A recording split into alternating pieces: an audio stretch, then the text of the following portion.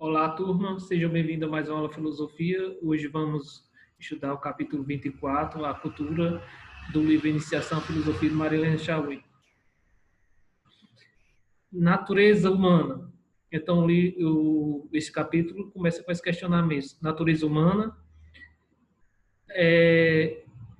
se a gente for olhar no nosso dia a dia, no nosso cotidiano, a gente escuta, já ouviu falar, ou às vezes nós mesmos falamos essas frases que a gente vai ver aqui, ó. Chorar é próprio da natureza humana.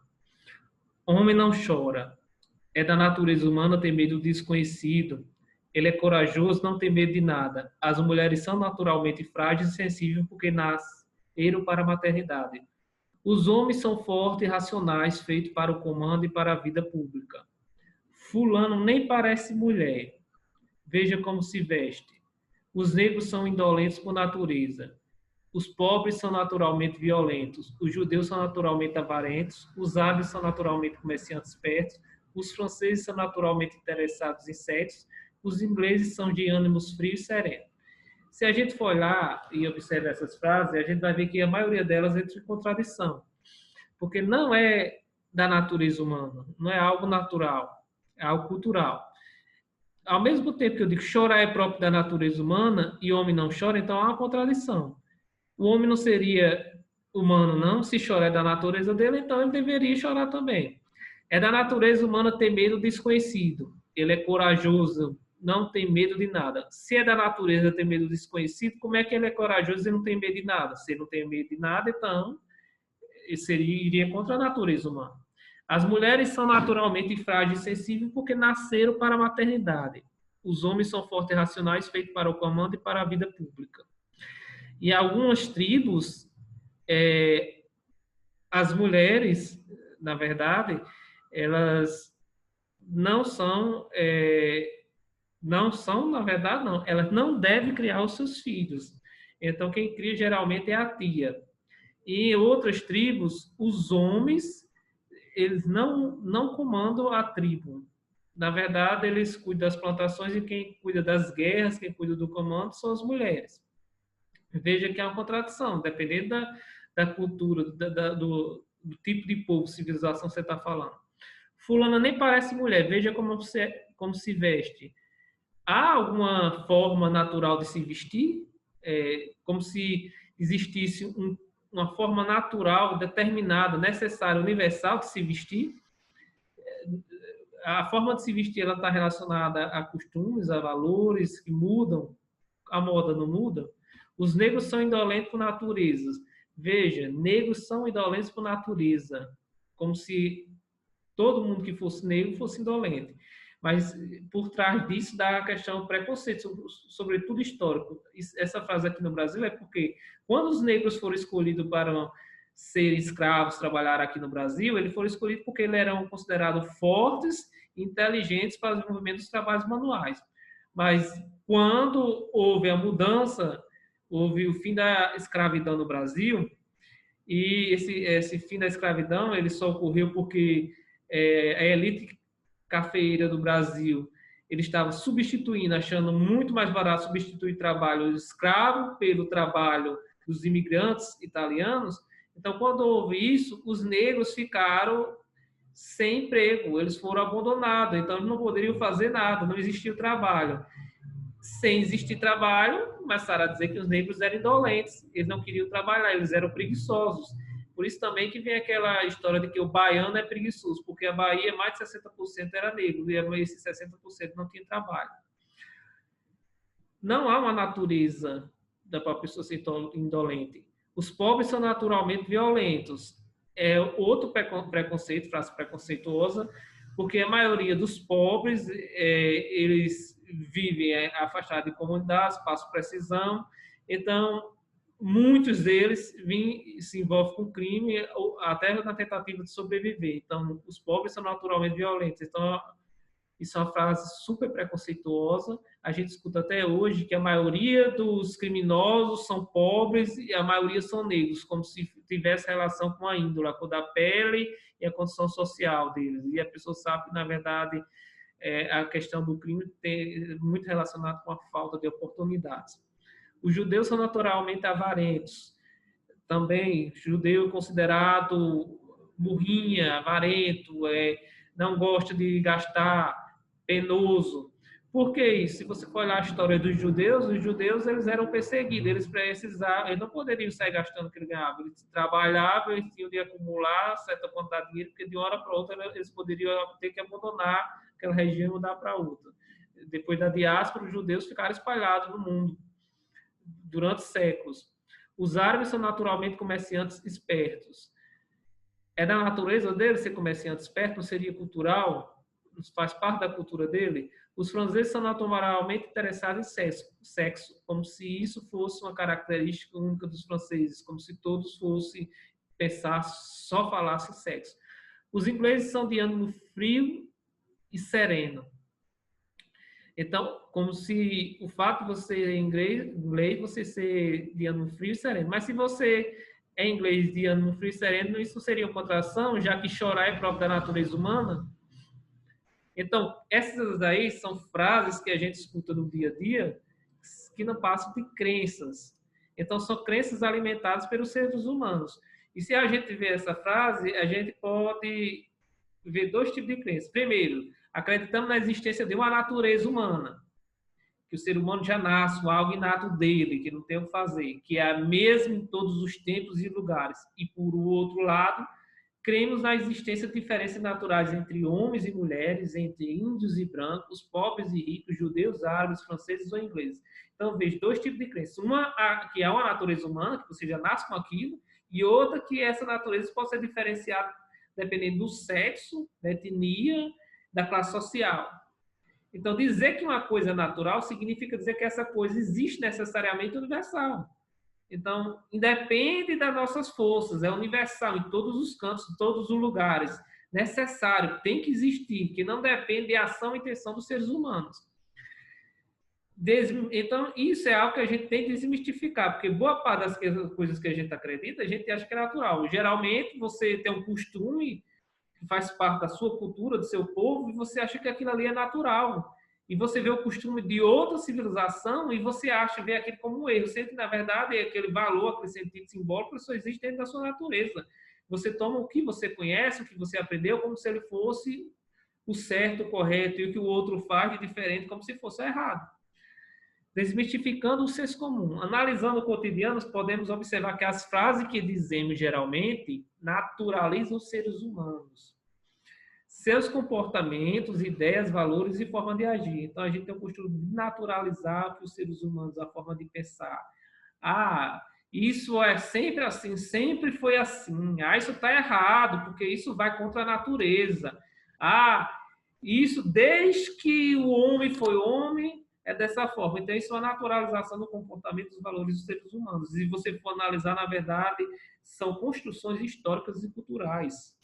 Mas, se observarmos, veremos que os fatos alimentam essa naturalização.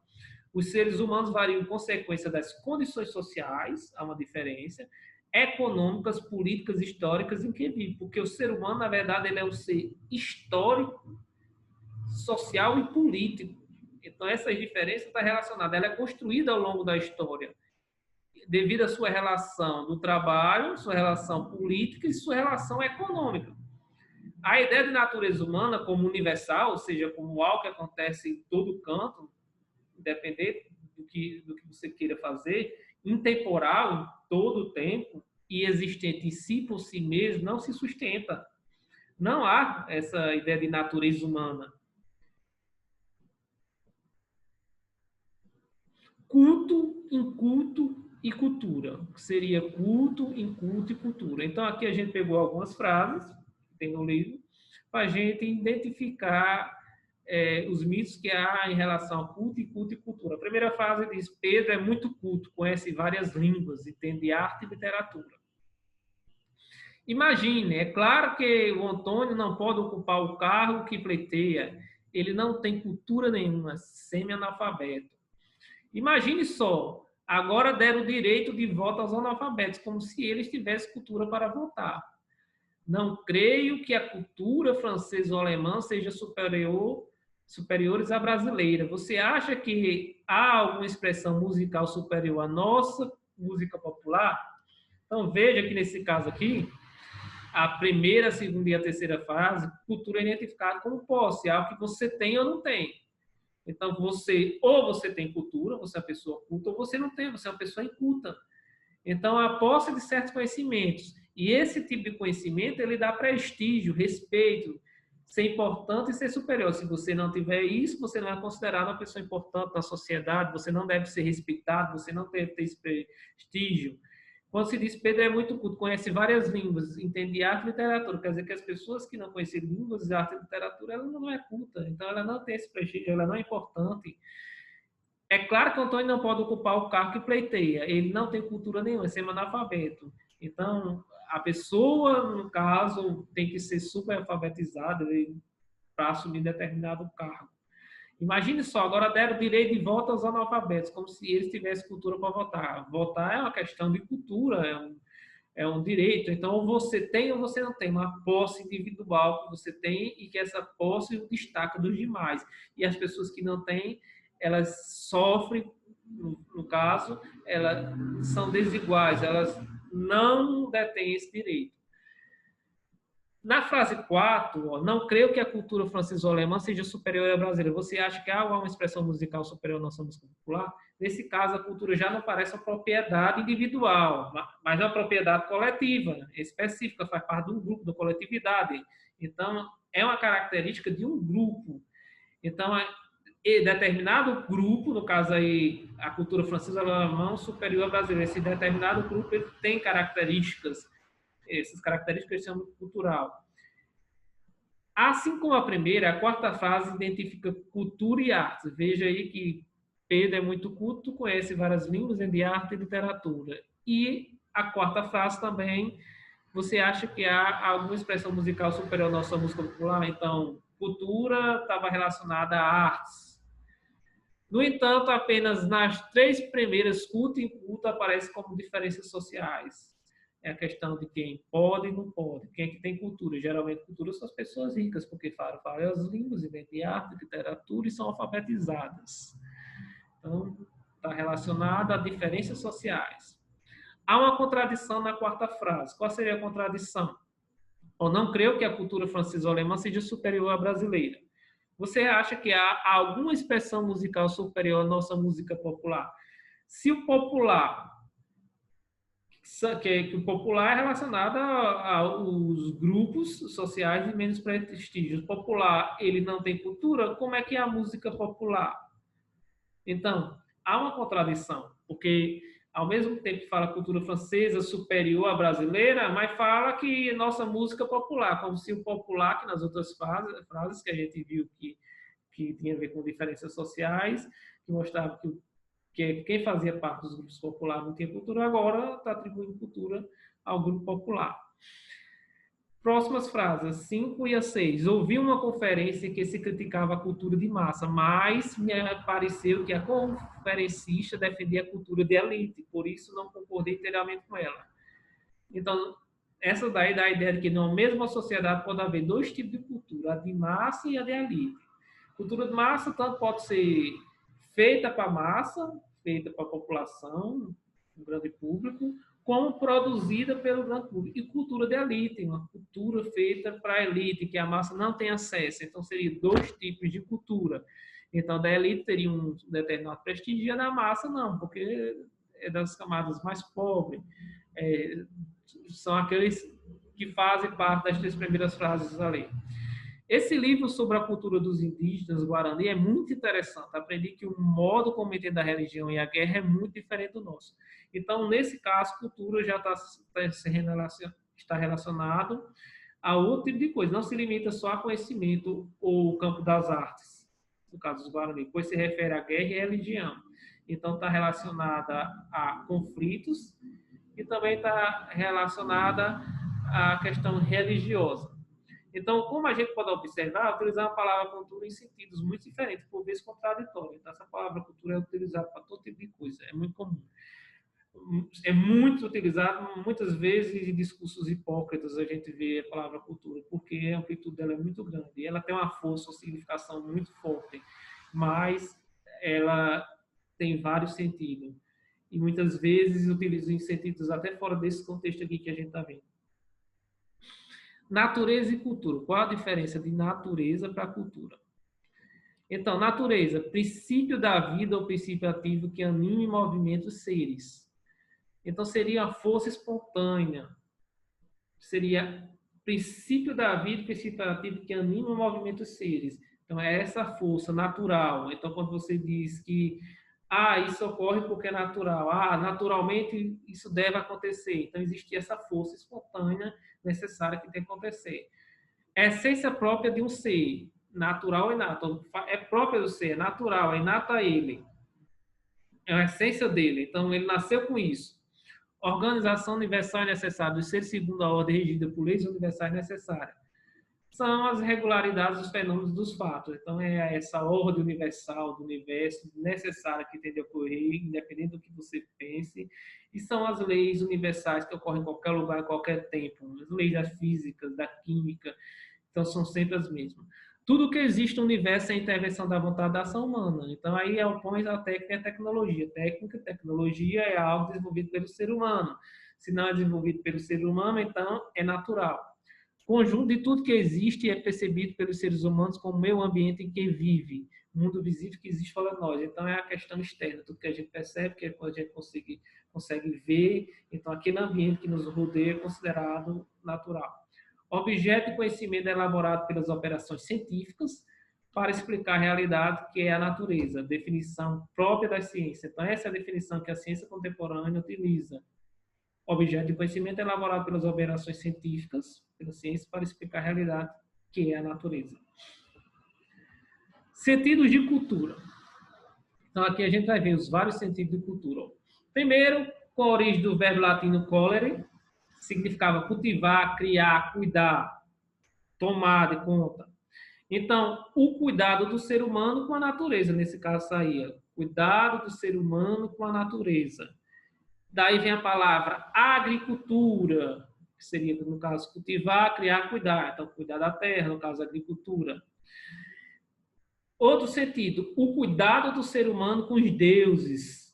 Vem daí a palavra culto, cultura, culto, no sentido religioso. Então, o cuidado dos seres humanos com deuses.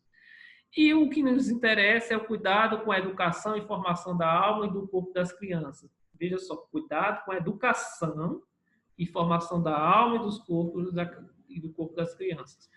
Vem daí a palavra puericultura. Em latim, puer significa menino, puera, menina. Então, seria cultivar o menino e cultivar a menina, no caso aí seria. Por isso que fala em formação e educação da alma, do corpo e das crianças. Então, cultura era o aprimoramento dos seres humanos. Os seres humanos precisavam ser aprimorados, que seria por meio da educação, em sentido bastante amplo.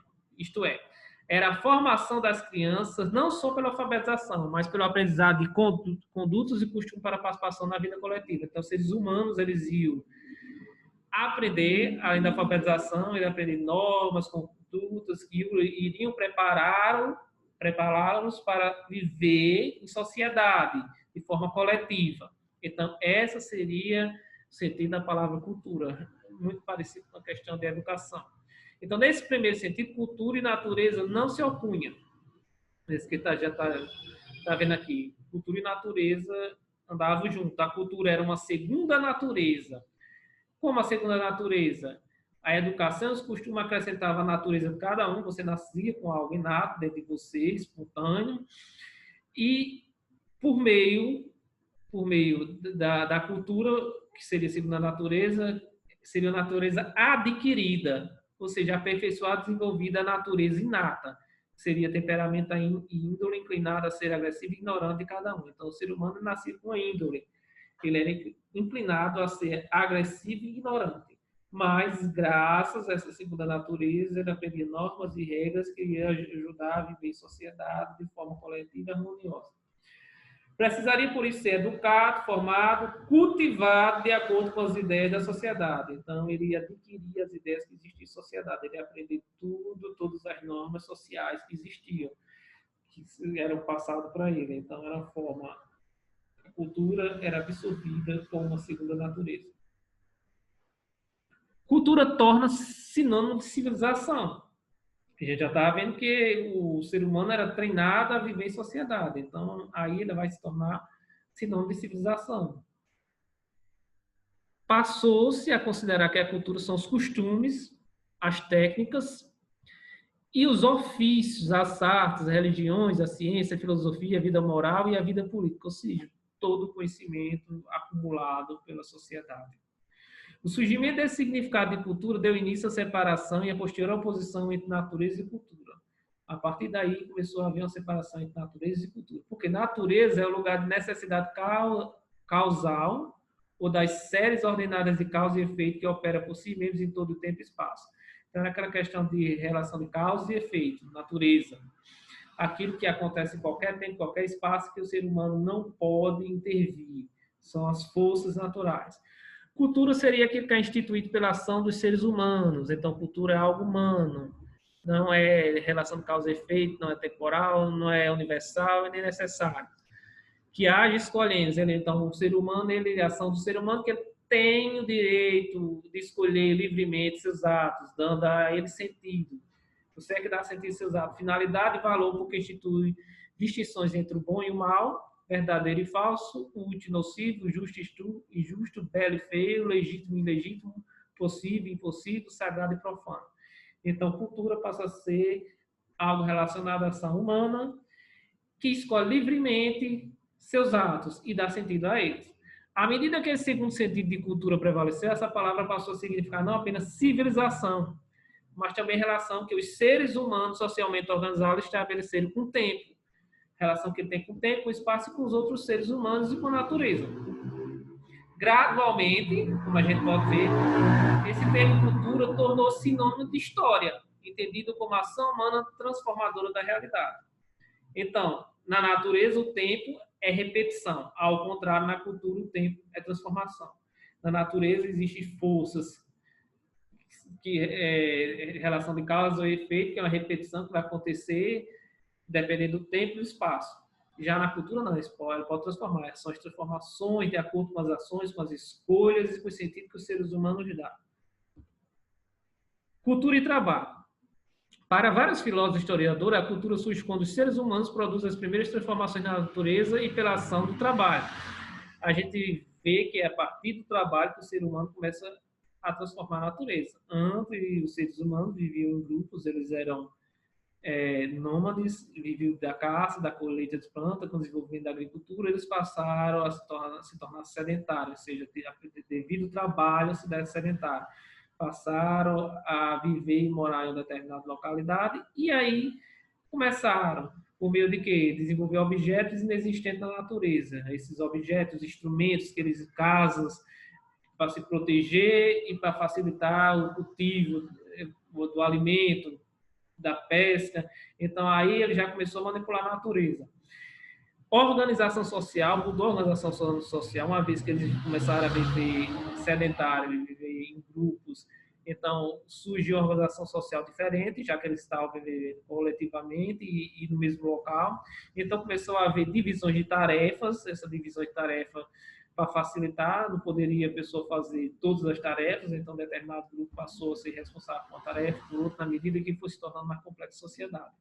E aí se instituiu as instituições. A primeira foi a família.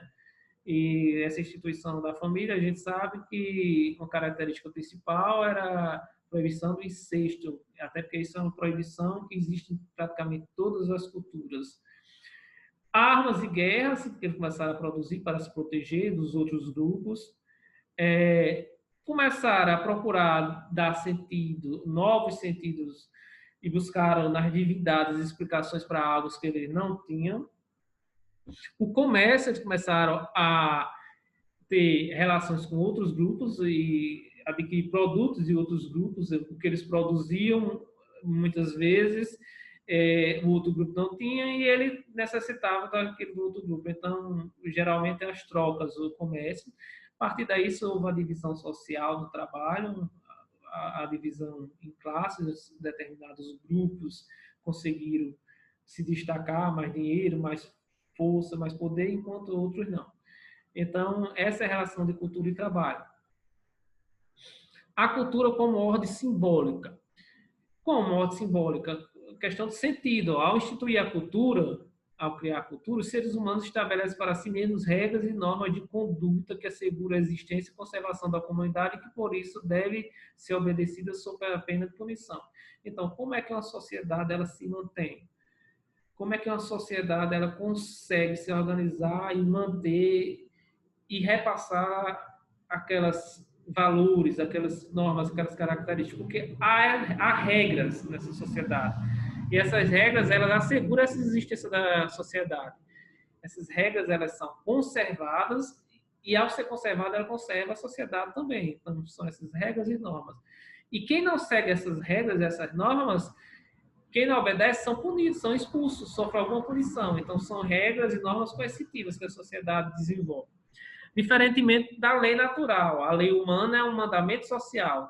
A lei humana é um mandamento. Quando você nasce, já existe uma série de regras, de leis, de normas que você aprende e você segue, que organiza toda a vida dos indivíduos e comunidades. Eles foram desenvolvendo ao longo da história e quem vai nascendo vai assimilando esses mandamentos e tem que segui-los.